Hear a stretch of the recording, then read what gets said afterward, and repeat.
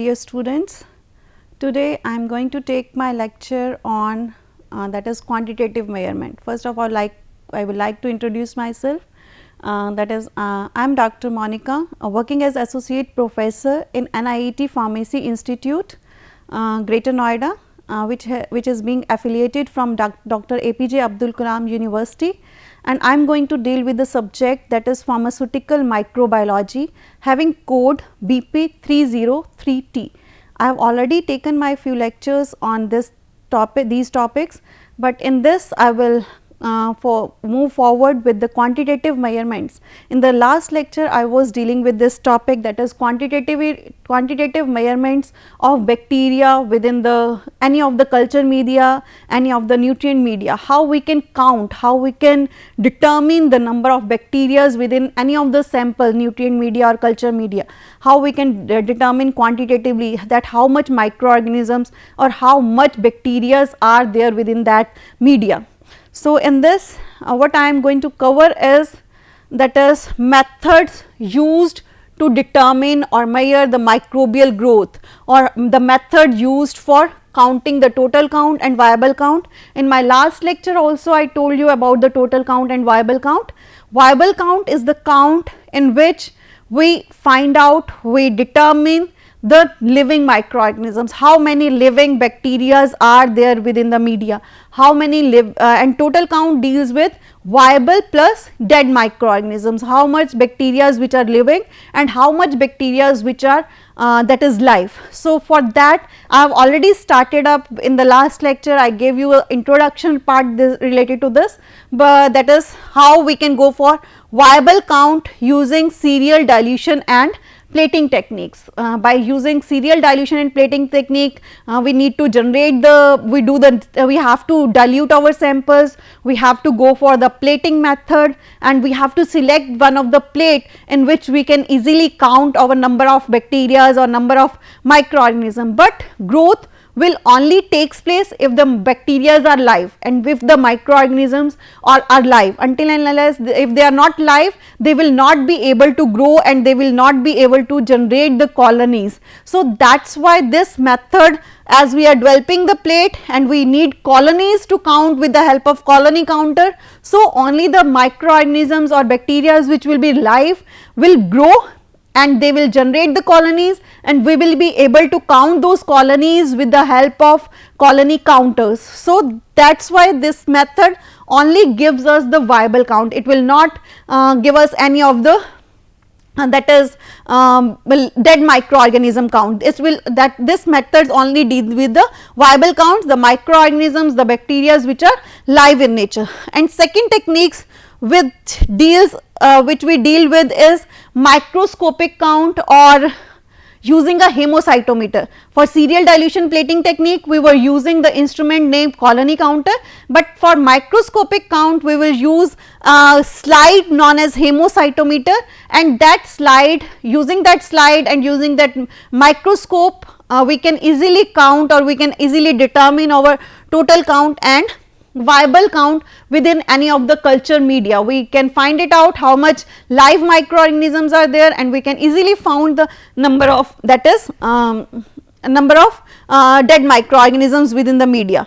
After that comes the turbidity. We can use this instrument based on turbidity methods. We can go for spectrophotometric analysis, and spectrophotometers are the instruments which can easily determine the turbidity. Mainly these spectrophotometers are based on absorbance and transmittance method. I will like to explain in detail in the next slides. That is, it also gives us the total count. So, these both methods, one is microscopic and second one is spectrophotometric analysis. These both methods will gives us the total count, and these and microscopic method will also gives us the viable count. So, as you can see, first method, that is serial dilution and plating method, will give us the only viable count, whereas microscopic method or hemocytometer gives us the total as well as viable count, whereas the last method, which is spectrophotometer, this will gives us the total count. It is not going to give us the viable count, it will just gives us the total count, that how much bacteria are there, whether they are live or whether they are dead, it will count all the bacteria, spectrophotometric analysis. So, in this lecture I am going to cover these both techniques in detail, as I have already covered serial dilution and plating technique in my last lecture. So, now what hemocytometer is? Now, hemocytometers are actually a glass slide. Now, what that glass slide is, what we need to do, we have to take a glass slide. This is a special type of a glass slide, as you must have seen in the labs, that normal glass slides on which we can easily inoculate our transfer our species, and we can observe under microscope how much number of cells within that sample. Simple slides you must have seen, but this is a special type of a slide which has that is graph engraved within that slide. There is a graph engraved. As you can see, this is a graph. You must have seen the graph in your regular practice, in your regular labs, that what actually graph means. So, this is a special type of slide in which already there is a graph engraved within that slide, and that graph, if we observe under microscope, if we see under microscope, you can easily see that graph like this. That graph will be having various lines and various squares you can count over the graph. You can easily count the squares. So, what we need to do, we have to take that special slide. First of all, we need to make a suspension of our culture media, that is nutrient media, in which there are bacteria inoculated within that culture media. In the culture media in which there are bacteria, and we want to count those bacteria in that culture media, that culture media must not be highly concentrated, that must be diluted first. First we need to dilute, so that we can easily see the species on the graph. When we have transferred our sample or suspension, first we need to make a bacterial suspension before transferring it to the slide. For that suspension, what we are going to make, that must be diluted form. We can't use it as it is in concentrated form. We can't transfer that sample on the slide, because we won't be able to observe a single species, or there will be no gap within the species or within the bacteria. So, as we need to count the number of bacteria, that suspension must be diluted in nature, that must not contain large number of bacteria. So, first we need to dilute that sample. After that sample, with the help of pipette, we will place one drop of that sample or dilution onto this graph, which has been engraved within that slide. So, once you have put that sample suspension with the help of pipette on the graph paper or on the slide, what you need to do, after that you have to locate the grid. After location of grid, you will transfer the sample, and after transferring the sample, what you need to do, you need to cover that glass slide with the help of a cover slip. We will place a cover slip over it, and after that we will observe that suspension or that bacterial suspension under the microscope. And what you will observe, you will see the number of microorganisms. You can easily see you can easily see the species under the microscopes like this. That species must be separated out, that must be countable, those species. If they are not countable, the suspension was concentrated, then you need to again dilute that sample, you have to again make that suspension again, and after that again you will inoculate or transfer that sample into the grid. So, the sample must be diluted. Until and unless it is not diluted and you are observing under the microscope that microorganisms or bacteria are clubbed together, you have to first dilute it, and after that you have to transfer that sample, and after transferring you have to cover it with the cover slip, and after covering it with the cover slip you will observe under microscope, and after observing under microscope you must see these bacterial species on the graph. So, now what this graph is and how many columns it have, and what is the length of that each side of that, how we can analyze the count within that graphical representation, this how we can, as you can even see in this case also, You can easily observe the number of bacteria and you can count those bacteria, how many bacteria are there within this square, how many are there within this square, how many are there within this square. You can easily count the number of bacteria within the square, that is square grid. So after counting, what you need to do, first of all you need to understand the grid, what the grid actually is, what the graph actually is, why this graph has been generated or engraved within the slide. Now what is the role of this grid within the slide? So as you can see in the next slide, that this grid is actually used for the calculation purpose. How? You can easily see that we have this type of a grid, and this grid is containing total 9 squares will be large. There will be 1 large squares, and second it will there, if you see a normal graph paper also, there are always graphical, in graph we have large square.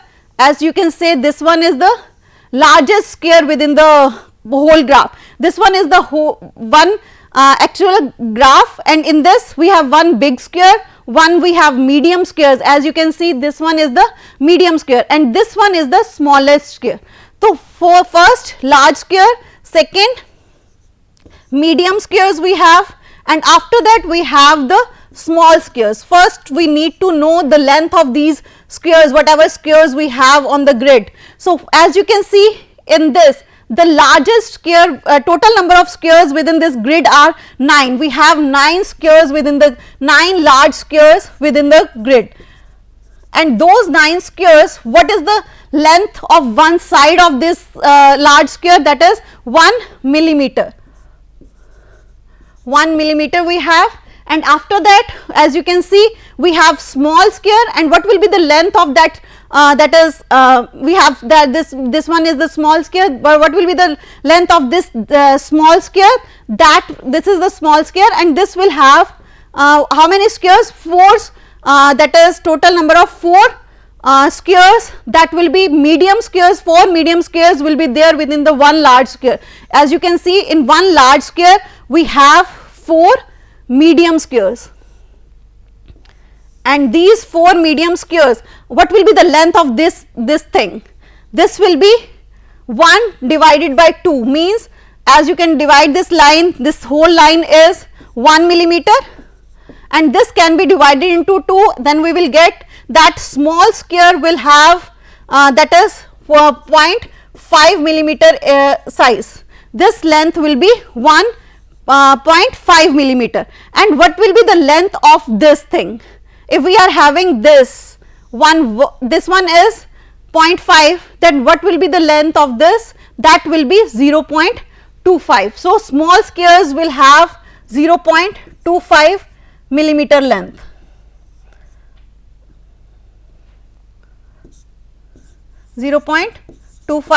millimeter.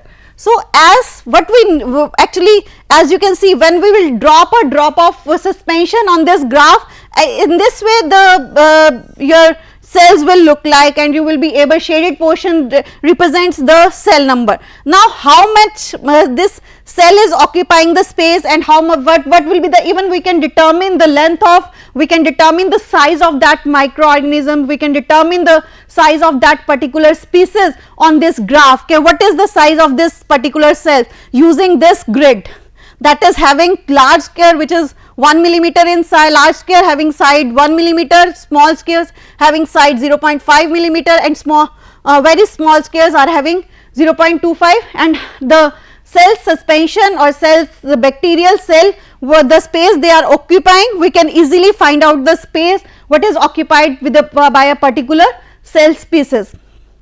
Then after that we can even calculate the size of the, we can use this grid for counting the number of microorganisms or number of bacteria on the grid, as well as we can even use it for the calculation part, for the calculation of our, that is size of our cells. Size can also be calculated, size can also be determined of a particular bacteria on this grid.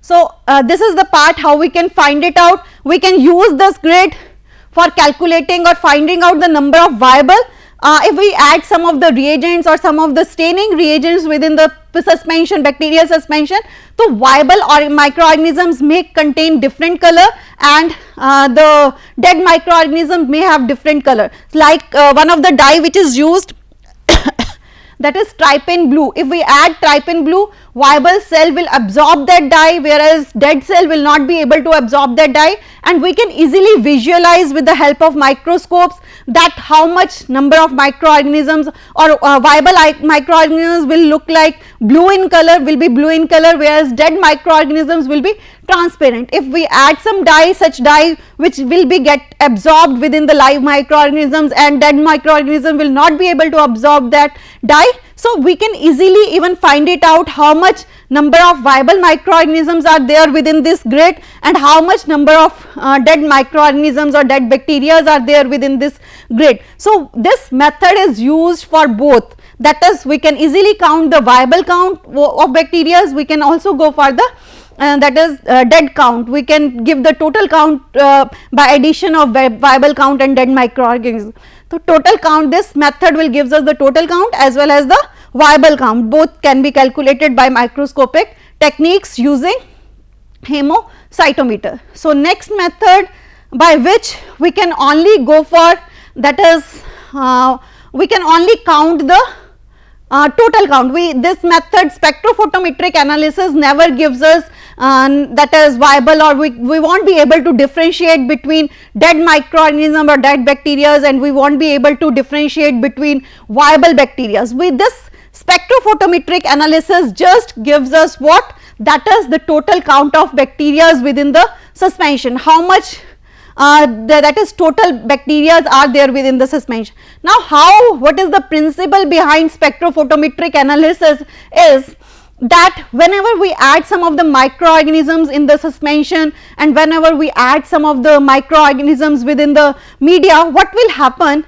those microorganisms make the preparation turbid. This is the main that is criteria, or this is the main property of the bacteria or properties of the microorganisms. Whenever we add microorganisms within the media is like this uninoculated tube, uninoculated tubes that doesn't contain any of the bacteria. If we have clear suspension or if we have clear media, or we are just having the water sample, that water sample if doesn't contain any of the microorganism, that sample will be clear in nature, there will be no turbidity within that sample. If we don't have any of the bacteria inoculated within that that is tube, uninoculated sample or uninoculated media, if it doesn't contain any of the microorganism, then there will be no that is turbidity. So this spectrophotometric analysis, what it will do, it will analyze the turbidity, it actually analyze the transmittance and absorbance, and absorbance and turbidity are ultimately related to absorbance and transmittance indirectly relates to the turbidity. As the turbidity increases, what will happen, when turbidity increases, turbidity is directly proportional to absorbance. As turbidity will increase, absorbance of light which we passes through the test tube containing media, when we will pass, as you can see in this diagram, this is a light source. From the light source, if we will pass the light through the media which doesn't have any of the microorganism, which don't contain any of the bacteria, uninoculated tube, when we will pass light from this, what will happen, the light will directly transmit out from the sample. It is a clear sample. If it is a clear sample, there will be no restriction, light will directly pass and transmittance will be 100%. All light will pass through the uninoculated samples.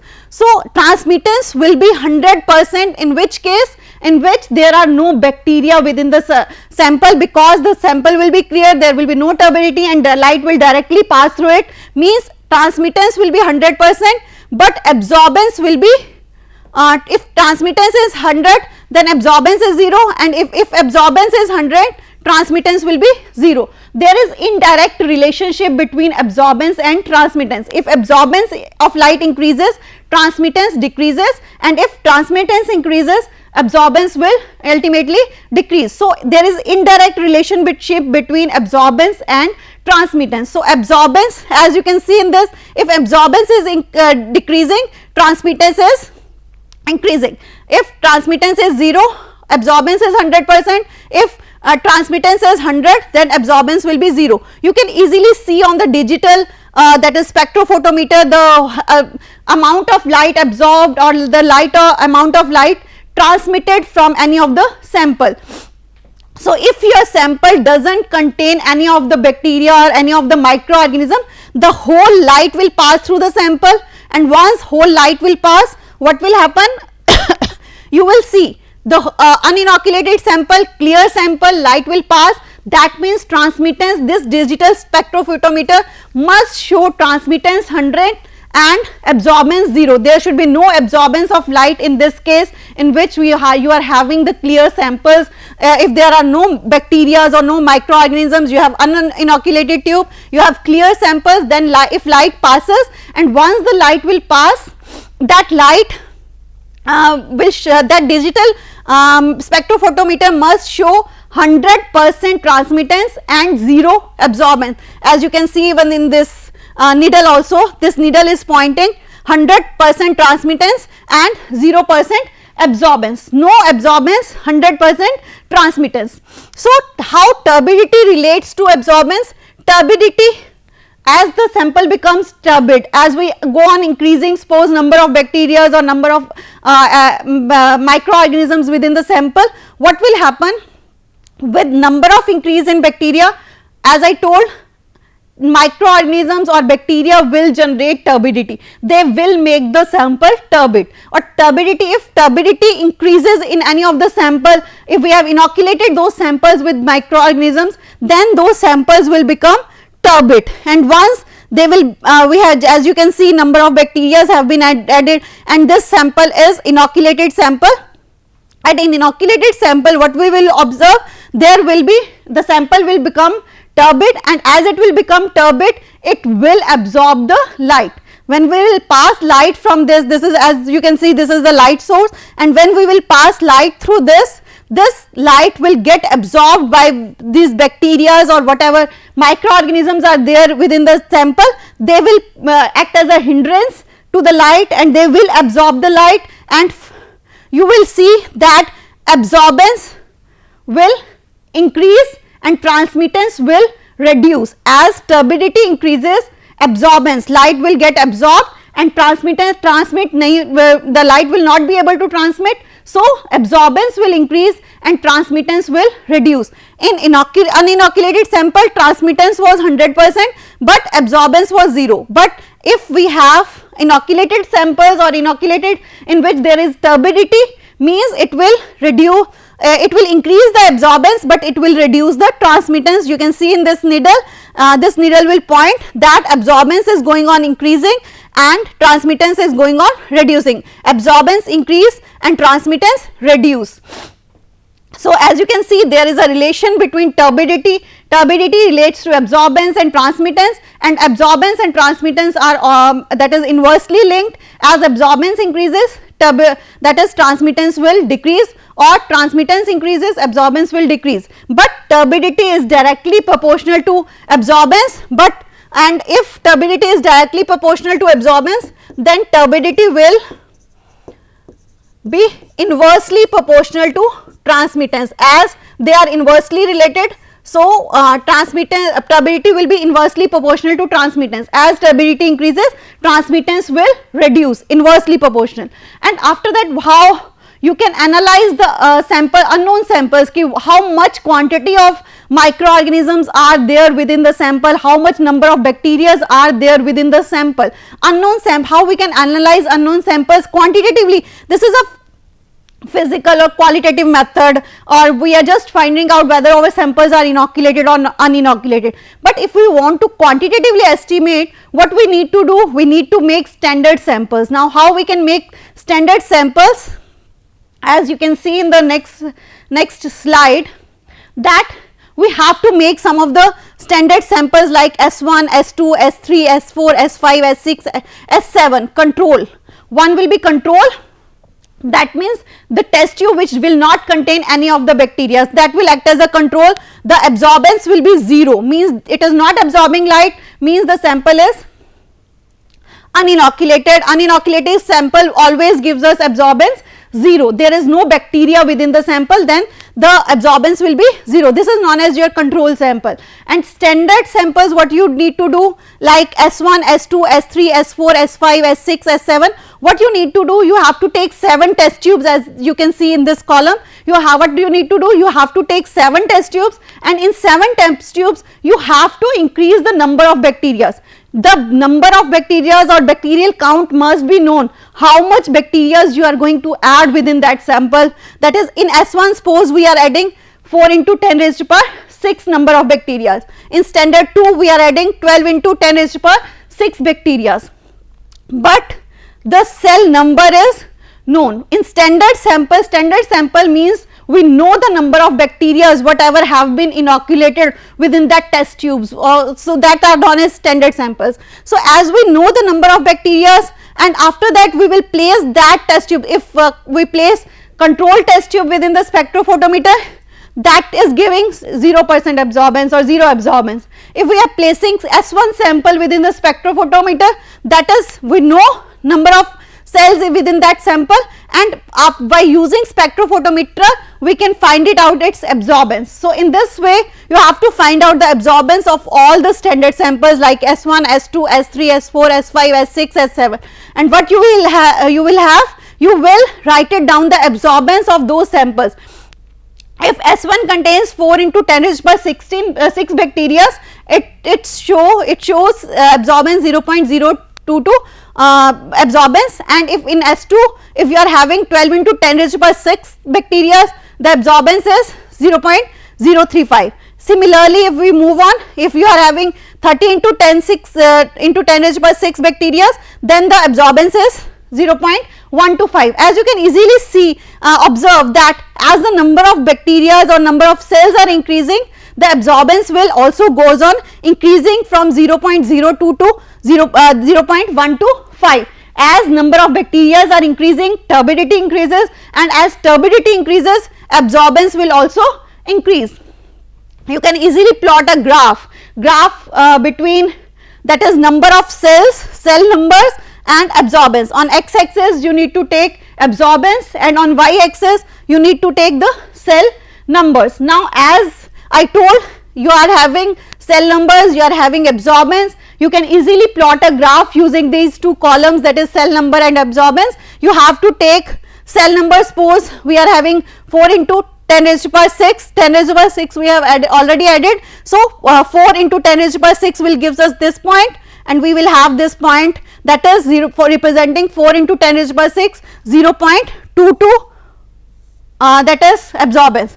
So these all points we can take, and after plotting those all points, that is for control till S1, after taking those points, we have to plot a straight line. We have to plot a standard plot, means that cell numbers versus absorbance will gives us a straight line. If we plot these points and we just extrapolate those points and we just draw a line covering most of the points within the straight line, we will get a standard plot. Now this standard plot will further be used for the analysis of test samples.